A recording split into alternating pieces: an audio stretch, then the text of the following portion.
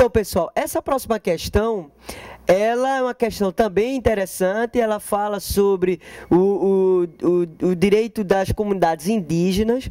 É uma questão que foi aplicada no 8º exame da OAB, certo? E a gente vai olhar para ela e examiná-la nesse momento. O Pacto de São José da Costa Rica estabelece que todas as pessoas são iguais perante a lei, não se admitindo qualquer discriminação, sendo assegurada a proteção legal. No que tange ao direito indigenista, segundo a norma brasileira, assinale a afirmativa correta. Interessante que essa questão ele inicia como Pacto de São José da Costa Rica, mas na verdade o que ele quer saber é sobre o nosso ordenamento jurídico interno. Bem interessante, ele poderia até cobrar isso, mas não cobrou, certo? Então, vamos lá ver a nossa letra A. As terras tradicionalmente ocupadas pelos índios destinam-se à sua posse permanente, cabendo-lhes o usufruto exclusivo das riquezas do solo, dos rios e dos lagos, e relevante o interesse público da União, sendo nulos e não produzindo efeitos jurídicos os atos que tenham por objeto a ocupação, o domínio e a posse das terras. Pessoal, volta aqui para mim. Essa questão, ela está inserida no nosso artigo 231, parágrafo 6º da nossa Constituição Federal. Ela é um item extenso, que você se cansa um pouco, né? Mas ele tem um erro. E o erro dele está lá no meio. Volta aqui para a tela. Ó. Ele fala que é irrelevante o interesse público da União. Isso é falso, gente. A União e esse interesse dela é levado em consideração, sim, para fins de concessão desse usufruto exclusivo, né, das riquezas do solo, dos rios e dos lagos. Então, inclusive, o STF já enfrentou algumas decisões emblemáticas com relação à questão da Raposa Serra do Sol, aquela demarcação daquele território indigenista na região norte do Brasil, e o STF já se posicionou sobre essa temática. Então, é uma questão que ela é extensa, mas ela é simples, porque o interesse da União é levado em consideração, sim, para fins de ocupação, domínio e posse dessas terras indígenas, beleza? Então, errado o item A. Vamos ver o item B? Os índios e as comunidades indígenas ainda não integrados à comunhão nacional, ficam sujeitos ao regime tutelar. Mas qualquer índio poderá requerer ao juiz competente a sua liberação do regime tutelar, mesmo que não conheça a língua portuguesa. Gente, essa questão, volta aqui para mim.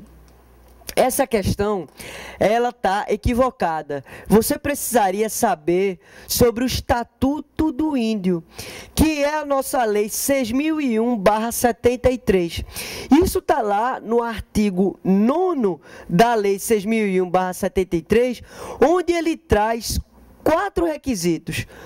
4 requisitos para que seja concedida essa liberação do regime tutelar. Vamos ver aqui no quadro, de forma sistemática, quais são esses 4 requisitos. Então, ó, primeiro, a idade mínima de 21 anos. Primeiro, idade mínima de 21 anos. Segundo, conhecimento da língua portuguesa. Então, o índio ele tem que ter idade mínima de 21 anos, ele tem que conhecer o idioma oficial, né, a língua portuguesa, ele tem que ter habilitação para o exercício de atividade útil na comunhão nacional e uma razoável compreensão dos usos e costumes da comunhão nacional. Ok?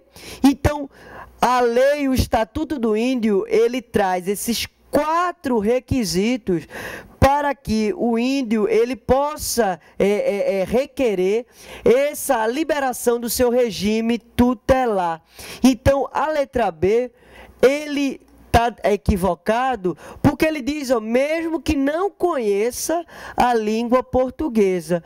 É falso, né, gente? Ele precisa conhecer a língua portuguesa porque a lei assim exige de forma específica, não só essa questão do conhecimento da língua portuguesa, mas também desses outros 3 critérios aqui salientados.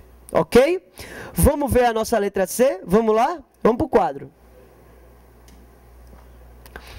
O Ministério Público Federal, com exclusão de qualquer outro órgão público ou privado, deve promover a plena assistência ao índio e a defesa judicial ou extrajudicial dos direitos dos silvícolas e das comunidades indígenas. Gente, essa letra C está equivocada. Não é o Ministério Público Federal que tem essa autonomia exclusiva. Ao contrário, é a União. A União, por meio dos seus diversos órgãos, ela é quem tem essa atribuição de fazer essa promoção e proteção dos direitos das comunidades indígenas, ok? Então, a letra C está equivocada. Vamos para a letra D. Ele diz aí, ó, os atos praticados entre um índio não integrado e qualquer pessoa estranha à comunidade indígena, quando não tem havido assistência do órgão tutelar competente, são nulos, salvo se o índio revelar consciência e conhecimento do ato praticado, desde que não lhe seja prejudicial diante da extensão dos seus efeitos. Isso está perfeitamente previsto no nosso artigo 8º, parágrafo único do Estatuto do Índio.